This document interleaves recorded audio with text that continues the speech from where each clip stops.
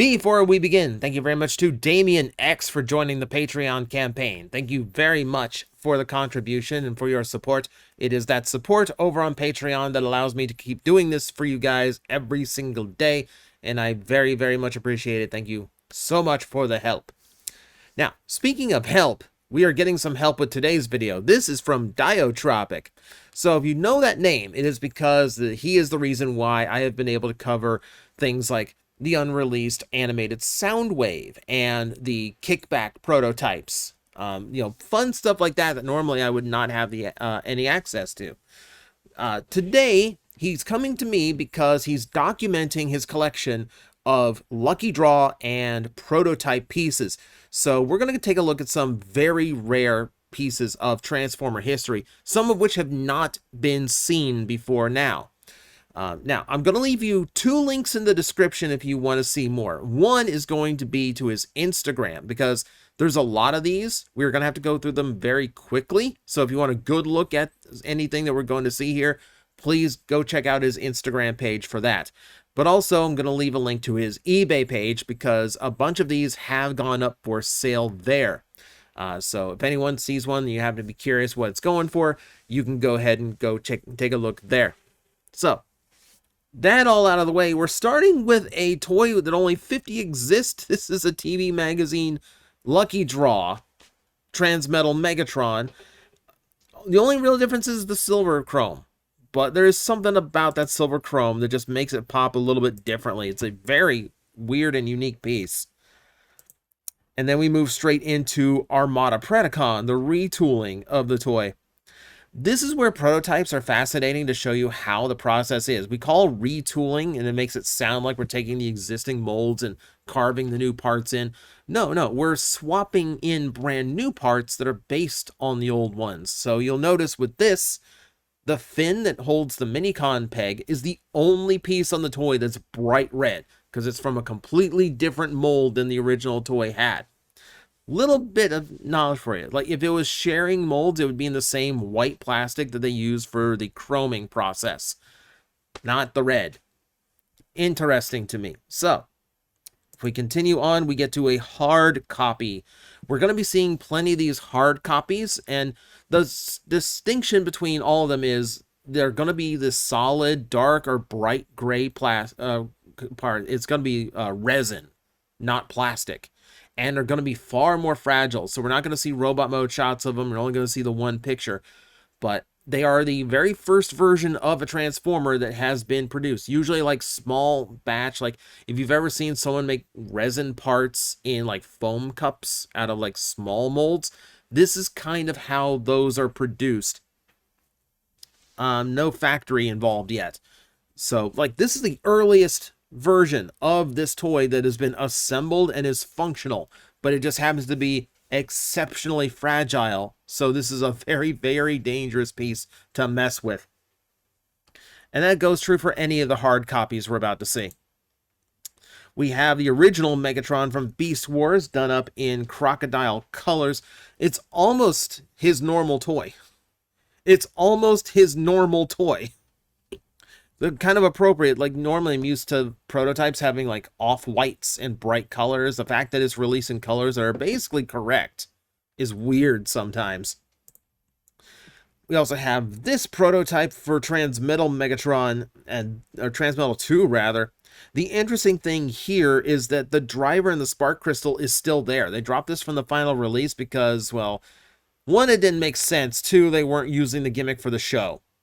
So, yeah, I'm kind of glad they dropped it because it would have been weird to suddenly have like a pilot on board. It's almost like a weird Diaclone throwback. But it's interesting to know that it made it this far into production. Like, this is like a final stage prototype before they start applying paint. And it came that close to making it into the packaging. It's fascinating.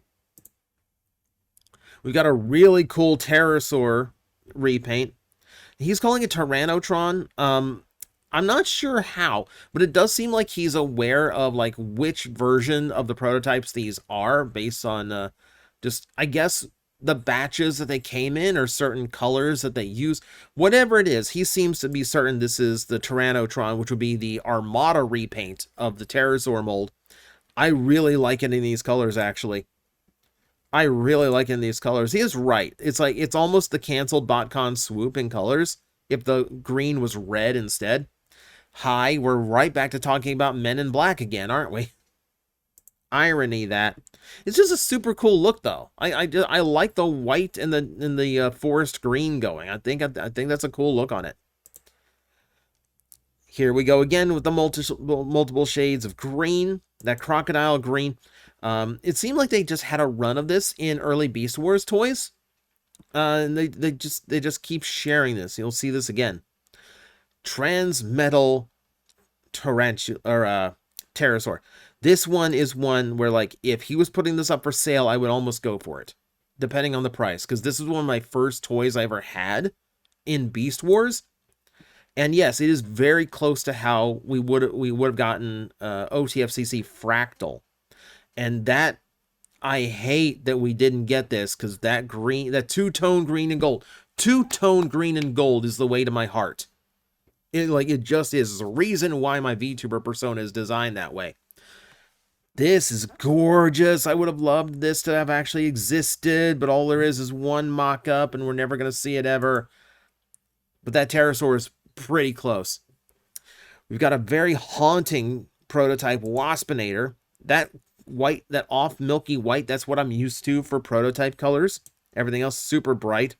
The lavender is interesting. The lavender colors I don't normally see on protos like this. It's usually a little bit too...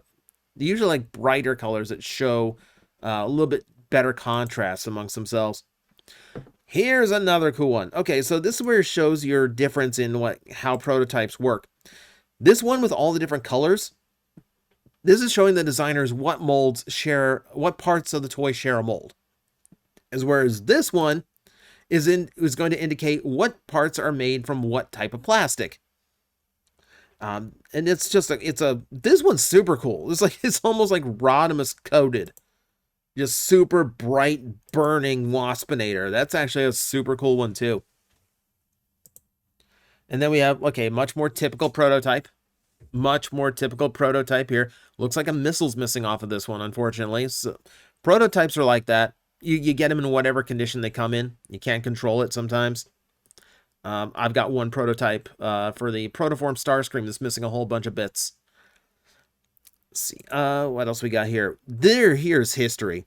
Here's history. This is a completed version of the original Tarantulas toy, the way it was originally going to come out before Hasbro decided there's too many brown toys in this toy line full of animals that are all brown.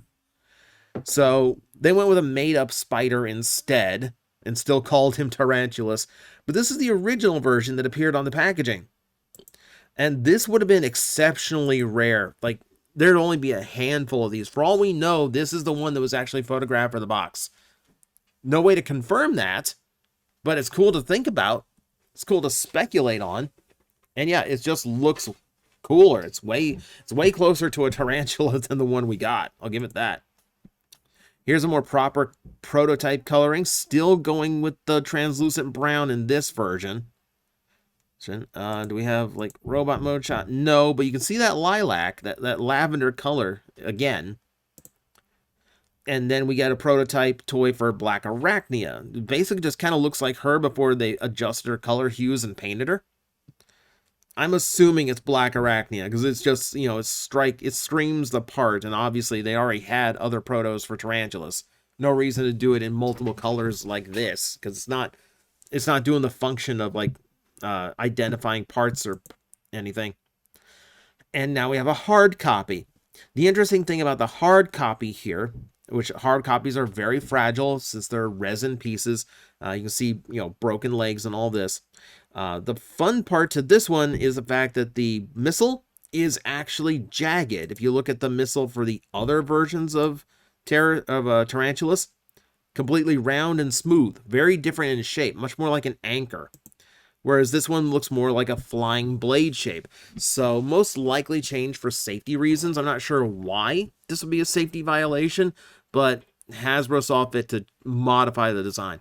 Though I think, if I remember right, the missile in the actual cartoon, especially Black Arachnia's, because she's usually the one using it, I think is much closer to how that prototype part looked than the final version we got, if I remember correctly.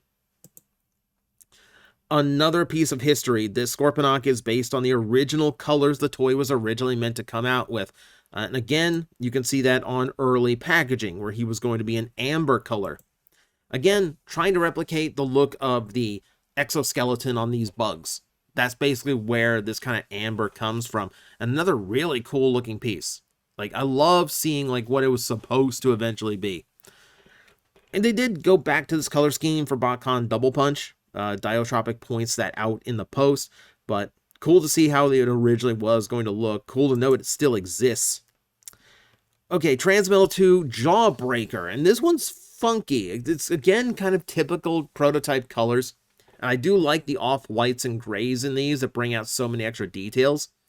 Though what's fun about it, though, is the colors are very reminiscent of Transmetal 2 Dinobot. And I don't think that is a coincidence, because prototypes are usually run with whatever plastic is lying around or still in the injector or whatever. So it wouldn't make sense for them to mix up like an entirely new batch of chrome just to do a prototype. Much more efficient to just dunk the parts when they're chroming, Dinobots pieces. And then just go, well, we've got this prototype we need to run, so just chrome these real quick as long as we got some material left in the tank or whatever. So, no, I don't think it's coincidence. I think it just happened to be that was the chrome loaded in the machine at the time. I do think the off-white is coincidental, because that's just a standard prototype color. But yeah, like that's why it's invoking Dinobot here. Hard copy of Tarantulas. This is already a weird mold to transform. I would be terrified of transforming one that's this fragile. But again, this is one of those where you can really see how many details are popping now that you don't need now the Transmetal chrome is off of it. You get to see so much that normally gets obscured by all the shiny metal parts. Drill nuts. Okay, so yeah, we've got our Weevil Pokemon. It looks good in the two-tone green. It looks much more like Insecticon this way. I do like it. It's actually three-tone green with a translucent. This one I wouldn't mind owning either. That's just me liking green, I guess. It's a neat piece, though. Okay, and here we go again. Like, for whatever reason, those early Beast Wars basics were just run in these two tones of olive green. It's a little bit weird. I guess, again, it's probably just the plastic that was lying around at the time. It was probably just cheap to use. Also not surprising, because Iguanus and that Megatron share molding. They are remolds of each other. Razor Beast. Okay, so yeah, obviously no GPS because it's not brown or gold, but still, Black Warthog. The cool part, the beast, the robot mode looks so cool. Like, he looks like a counterpoint to, or at least he looks like a partner to like Onyx Primal. Like with that gray as the inner robot parts and the black. Ooh, it looks good. I do think this is already sold on eBay. And I believe he got a pretty good price from it for what I looked up. Deservedly so. I think that's one of the cooler ones. It's like monochrome. It's not popping like I like a prototype to do. But it just looks cool. It just looks cool as a figure. This is one I wish I could spring for. It's interesting to me that Snapper's prototype still keeps this stark color contrast. And, it's mostly like similar to how the final version of the toy is. Just, dark blue instead of dark green for the plastic. I wish it was a little bit different, as far as the prototypes go. Then I'd be much more eager to it. I want it because I like turtles. It's one of a very few turtle transformers. But, it's actually like gives me like vibes of Scold from like the Beast Wars IDW comic. It gives me vibes of that. Completely coincidental, but kind of cool. Here's a toy I do not like. This was on the Plastic Addict chopping block, and one of the reasons why was because the color scheme on it just looks way too busy and confused. I'm not a fan of Transmetal 2 Scourge, though I know he has his fans. I will say, I think in the solid colors he looks better. I think he does look better. I will give him that. I don't know, super weird one. super weird design. I'm not sure what they were going for on this one, but neat in the blue and the gray. The blue and the gray, I think it looks okay. Hard copy Megatron. This will show you how fragile they are. This one does have a broken off piece on the wing. And that just happened during normal shipment. Like, I would be terrified of knowing that this thing's coming in the mail. Knowing that any bump that a postal truck takes might break this thing in half. Jeez. And again, probably only like one of a kind. This is probably, I don't know, like there's very few hard copies that there are multiples of. This is another one I would love to own. This is another one I would love to own. So, Transmetal 2s, a bunch of Transmetal 2s had plans for running changes. Like Ramulus had a blue variation, for instance. But we only got a few of them. Dinobot got a plastic color swap. So did Prowl. But a lot of those Transmetal 2s had the idea of like, we're going to swap to these colors eventually, and never did. And one of them was going to be this blue version of Optimus Minor that was more akin, like, it was like going to present a lot more like G1 Optimus Prime as a result. I'm a little bit disappointed there's no robot mode shot. Like, if Dyotropic doesn't post one, or if I'd have to wait for, if he sells it, I'm going to have to wait for someone to buy it. But I would love to see what this looks like in robot mode. Yeah, it's just neat to know it really exists. It wasn't just an idea or like a mock-up. It's here. Like, and it's molded plastic and everything. Okay, Beast Wars Inferno. Looking a little bit mistransformed, but it's a prototype. It's a little bit dicey to transform prototypes. Looking far more antagony here than Inferno. And then you got this bad boy. We're going to see these colors here in a minute too. Because, again, similar colors for prototypes around a similar era. So, this is where we get to Scuba or Clawjaw.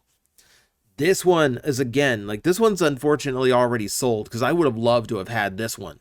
This one looks super cool. Like, it's giving Cthulhu. Like, the black and the green tendrils mixed together like that. He looks like a Cthulhu transformer, and I kind of wish I could have it. Again, but again, it's green and black. It's a hard color scheme to make look bad. I love how this looks, though. There's almost like a slime quality to him, like the particular shade of green and the shine off of it. Here we go. Here's the kind of prototype I love. Just like colors that want to like pop out of the screen and stab you in the eye. That's the kind of color scheme I like. Yeah, this was, you can tell how complicated this toy is, because this will show you how many molds it took to actually produce the figure. Because every one of those colors was a different mold, which is crazy to think about. This is also carved with an X on the head, because this was around the era where they're trying to discourage people from buying prototypes by intentionally damaging or even destroying them. It didn't work, obviously, because this one's already sold. This fruity pebble looking shockwave. Oh, hey, speaking of Transmetal 2 Prowl, again, we never saw him in gray and red, so kind of cool. I actually like him in those colors. But this is, again, a case of where, like, the prototype is probably just wearing the chrome that was ready to go for somebody else. In this case, that very much looks like Ramulus's color of chrome. Yeah, but even then, even this chrome is flaking. So, like, even a prototype very carefully handled and produced specifically for Hasbro to approve of, still this chrome didn't last. Universe 2 Optimus Primal, which almost doesn't look too dissimilar from his actual, like, final colors. Like, these are probably just the base colors that the toy had. Yeah, it's always weird. Like, it's an appropriate color for an ape, but also it's always weird to see Primal in brown. It just is. I'm never going to get used to it. Here, okay, again, this is not a prototype. This is a lucky draw. Only 30 of these exist. And he's just got one. Dyotropic strikes me as the type of collector who's just like very much under the radar. He's got his connections to be able to get a hold of this stuff, and he's accumulated this amazing collection of rarities, including like one-of-a-kind pieces, but he's not flaunting it, and he's not making himself like a mini celebrity in the fandom over it. He just enjoys having this super rare stuff, you know? It's just like whatever connections he's formed, he just gets to enjoy them to himself. I've been doing this little like dog and pony act here on YouTube for like 15 odd years now. I don't have any connections to Hasbro. I don't have any designers who want to gift me prototypes. It's always fascinating. It makes me curious, like, how his paths crossed. I don't ask. It's his business. But I will admit, curiosity gets me. We are going to enter a phase of primals now. Transmetal 1 Primal, jet black, typical for a prototype, but the pink certainly is not. He's giving Bret Hart, and I kind of love it. I would love to see how the robot mode looks with the pink. We got another one that's just your standard white. And then we have the clear ones. So we explained why certain prototypes are different colored. You've got prototypes that show what parts come from what molds. You have prototypes that show what parts come in what plastic types. And then you have prototypes like these that show designers what's going on internally, so they know if the toy is breaking itself or not. This is probably the most valuable type of proto if you're an engineer. For us, it's more of like a novelty. I don't see the clear protos going for as much as like the super bright colored ones. But yeah, it's fascinating to see. This is another lucky draw. Only 100 of these exist. And again, it's Optimus Primal's normal figure, but instead of the blue chrome, now it is silver. And looking good. Looking good. I do like how it looks like this. It's getting very close to like Ape Link in design. But no, this was released by Pioneer, the company that makes DVD players. And you can see the Pioneer logo printed on his chest. It's like Beast War's answer to Pepsi Prime. He's given into corporate branding. These are little minis. This was a Takara thing. These never came out in the US. But the gold and black works. I don't know if the gold and pink works. That's a little odd. Another little piece of history here. This is Titanium Primal Prime. Now, this never came out. It got to the point where they were actually advertising it on boxes, meaning like they were very close to releasing it. And if the prototype was actually molded in the right colors, yeah, that tells you how close they came. This is literally just a run of paint short of being like a fully finished figure. So yeah, they got very close before they decided to pull the plug on this one. And then we get into Optimal Optimuses in a very orange, very Halloween toned color scheme here. This is, again, you can notice those orange parts are all on hinges and joints. Those are palm plastic parts, just to kind of show which parts need a lot more solid connections, a lot more friction endurance than the others. Let's see, and then we have the full white prototype. You know, so typical proto there. Prototype Air Attack Optimus Primal. Not a fan of the colors on this one. It's not looking too great to me. Like the faded greens don't work. The orange and blue head is super weird. I also not like this toxic color they got through the forearms. I don't know, not the prettiest prototype I've ever seen. But, like, cool if you are a Beast Machines fan. This is a little weird piece of history. Why are your head orange? He's a ghost head. Oh, speaking of dead heads, it's a Masterpiece Tigatron. But this was one of the ones where, like, you remember how I said they were, like, scratching into the figures in order to deter people from buying them? This time, Takara just melted Tigatron's face completely, which I think is a little bit overkill. And again, it doesn't stop people from acquiring them, because people do still want these type of toys in their collection. It still works, too. Like, he just has a face that looks like it's mashed Play-Doh. We have a prototype for Cheetor where, interesting enough, like just like some of the parts are a different shade. He's calling it Feral Cheetor. I don't know if that was meant to be like a running change thing similar to the other Transmetal 2s, or if this was just like a color test of some kind. Don't know. Don't know. Didn't ask. Neat little switch around, though. Like, I don't mind how it looks. If that was a full release, I really wouldn't mind how it looked. Hard copy Transmetal Cheetor. Again, very fragile, extraordinarily rare. And you can see where just like it's taken some scratches, you know, over the years. Now we have solid red prototype Cheetor. I would be fascinated to know like what runs these came from. Like some of them, like there's only like one run of that Megatron, right? So like it has to be a vintage prototype. But Cheetor has been reissued multiple times over the years. So I have, you know, this could have been from any one of those runs. I don't know how vintage this one ends up being. Dyotropic would probably know better than me. Probably depends on when he got it or what other toys were in like whatever batch he picked up. He has a Night Prowler. He has a Night Prowler from the canceled Halloween Horror Con set. This is crazy. What's fascinating here is that we can tell that this is like a mock-up. It doesn't look like it's molded in these proper colors because you can see the yellow pushing through on the pelvis and you can see it on the inside of his forearms. And it tells us that this is a mock-up from the Fox Kids version of Cheetor, which would have been the most current and easiest one to get a hold of. So that does not surprise me.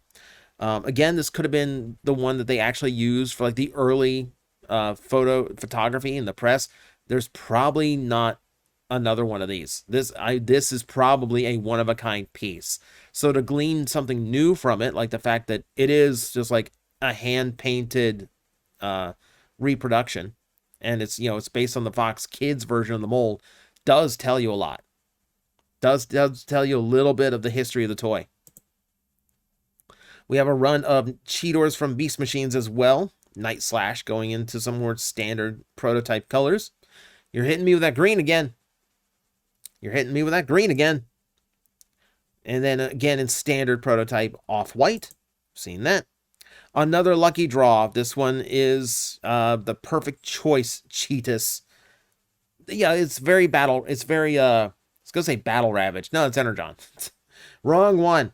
No, it is very Tripredicus Agent in tone, which is obviously the entire intention behind it. Looks good. Like, I'll give it that. Like, I think it's a mold that's hard to make look good, but like this one does put a lot of effort into it. Hard copy Rat Trap. Like, this is again a toy that I'd be scared to death of moving around. Like the tail alone would scare me. Cool to own, me being Scott McNeil obsessed. Like, don't get me wrong, but like I would put in a plexiglass box and never let it touch air or fingers again. We have a prototype for Universe Silverbolt. And again, I'm not sure how Dyotropic knows it's the Universe version, because as far as I know, the only change to the mold on that one is color. So I don't know if there's another distinction or not, or if it just came in at the time to tell him that that's what it was. Either way, it's very Windraiser. Like, it's very BotCon Windraiser. I love this Dinobot. I love this Dinobot. He says this is from the Armada run. Again, I don't know how to identify that. I know he looks like a Joker Raptor. I know he looks like the Joker. That's actually amazing. I love this one. I love this one. This is one of my favorite ones of the whole run. Okay, let's see what else we got. Because I know we're going long on this. There's so much to cover. There's so much here to cover. Standard black repaint, standard black prototype. Okay, we've seen a bunch of those. Again, standard monochrome prototype, but I think it kind of makes Skybite look sick. He kind of looks sick like this. We get into Universe Silverbolt, who doesn't look bad in the red. Doesn't look bad in the red. I can't remember if it had a red repaint or not. I don't think it did. I think I'm thinking of Power Glide. It's also Universe 2.0. We got Jetfires, who in his prototype off-white looks more like a G.I. Joe vehicle, which is kind of cool. And then again, also looking like a G.I. Joe vehicle in jet black. All right. This is the RID Predacon trio. Funny enough, so we know because the next three are all going to be from that 3-pack, and all three are going to have the same milky white and silver chrome. So we know it's the RID run. What's fun to me is the fact that he's got a maximal crest in his Spark. Like that's just the one they had available at the time, or they didn't switch it out before for this prototype. Then we see Gasgunk, and then we see Slapper. I believe the next one is a really freaking cool Slapper. This actually looks really, really sick. The dark blue and that metallic red are actually really, really nice. And yeah, like even the off-whites at doing something for me. This is, again, one I would love to have for myself. That's a super cool looking toy. Man, like I love seeing stuff like this. There's Night Glider. This is more typical. I've seen a lot of prototypes in the green and the blue. I like the green and blue prototypes quite a bit. Neat to see that there's more of them. Seacons, done up in pinks and reds and grays. This would be for the Walmart version that never actually came out. So a little bit of history here. And then full off-white proto for the whole set. This is again probably based on the canceled Walmart exclusive set, because I can't imagine a prototype from G1 still existing. Like, not something that Hasbro or Takara don't own personally. Here's another set that we know go together. These are the Blendtrons, not the Fusors. So the Ratorata. Sorry for you O's fans out there. I know I might have triggered a few people's neurons there. Torka, or Ella Forca, looking so good. He looks so good. It's so ironic that this one's more durable than the US release. I love how this one looks, actually. And then we have Drancron here, or Sky Shadow in America. I think what's neat about this is that someone tried to like blackwash or ink wash the wings. Made them look super cool, but they gave up after 3. It looks like the main wings came out great, and then they tried to do it to the top wings. It pooled too much and looked bad, so they didn't do it to the other one. Looks neat, though. Looks neat. Okay, RID Megatron prototype. And now Dyotropic says this is the prototype for the BotCon 2016 version, the one that's Transmetal 3 Megatron, except it still has the normal head attached to it. So I'm assuming he's guessing that because that's around the era that he got the prototype on. What tells me that this might actually be the older one is the fact that it has a Beast Machine's Dinobot Spark Crystal in it, which the character was never associated with in any way, shape, or form. So I have no idea, unless this was from around that era. Unless this was from around that era, like 2000, 2001. I can't imagine how that crystal ended up in his chest. Neat, though. Neat.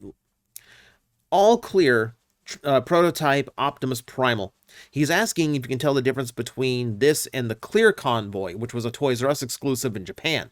And yes, I can tell you the difference. The difference is the Toys R Us version has black for its connective pieces, the palm parts. This one has white. So there's your difference. I know that because I actually own the Toys R Us Clear Convoy. It's a Derek Wyatt piece. It's very, very important to me. Oh, my favorite dinosaur in prototype form. I really wish this toy was better.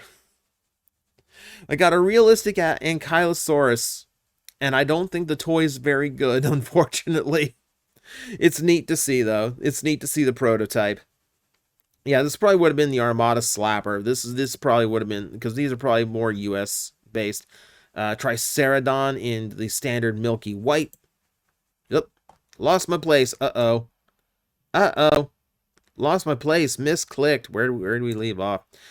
All right. Jumping back in. Snarl. And again, typical prototype colors, off-white with that dark teal in there. These Battle Unicorn hard copy. Okay, it's missing a foot. Like I said, like these types of like prototypes, you never know what condition they're going to come in. But yeah, super weird history on that figure. So the prototype's a cool piece to have. And there it is in like full molded prototype. Not too bad. Actually, the translucent yellow is not too bad on the mold. Okay, now you're just showing off. I know Dyotropic's watching, by the way, because he's been excited for my thoughts on this video. No, this is just showing off, man. It's a prototype of two Titans, the Nemesis and the Ark, and then a prototype of Unicron. Really? Really? Really? How many kidneys did you have to trade in order to get a hold of these? And how many were from somebody else? That's incredible. That's incredible. Is there individuals on that one? No, there's no individuals. Just like, hey, here are the biggest prototypes ever. Shattered Glass Black Arachnia from the Robocon Custom class. Interesting. Okay, so it's not part of the prototype run, but I think we're getting to the end here. BotCon 2023 Minerva Custofair. Okay, so I guess BotCon bought a bunch of those discounted Cheetors to do a custom class on. And then there's this. And then there's this. Forgot who this is. So it looks like a custom or a custom class figure. It looks like they were trying to recreate. Under 3. They're trying to recreate Under 3 using the Cheetor mold. So like the one that BotCon did a toy based on, like the kids meal Beast Wars toy, like the preschooler version.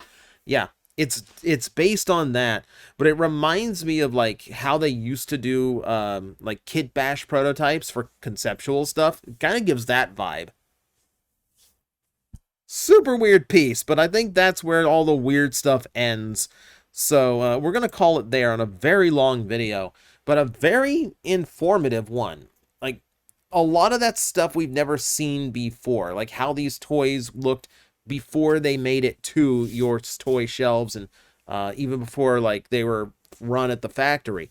Like it's fascinating history like this, and pieces that are so rare most Transformer fans never get to see them, you know, let alone own them. And Dyotropic is fortunate to have a ton of these impressive pieces to own, and I thank him very much for sharing them and for inviting me to give them a look through and give my thoughts on a few. So thank you, Dyotropic. Again, if you want to see those in greater detail when I don't have to blitz through the whole thing, the link to his Instagram is in the description of the video below, as is the link to his eBay page. He didn't ask me to plug that, but hey, a cheap plug is the least I can do for helping me out with a video. So that's it for me today. Thank you very much for watching. I will see you next time. Hello everyone, I am Astral Agent Magnetar, a Tokusatsu VTuber, and I am streaming 4 times a week over on Twitch, Monday, Tuesday, and Wednesday afternoons, and a special late night one on late Friday/early Saturday. So come watch, come hang out, and let's make an impact together.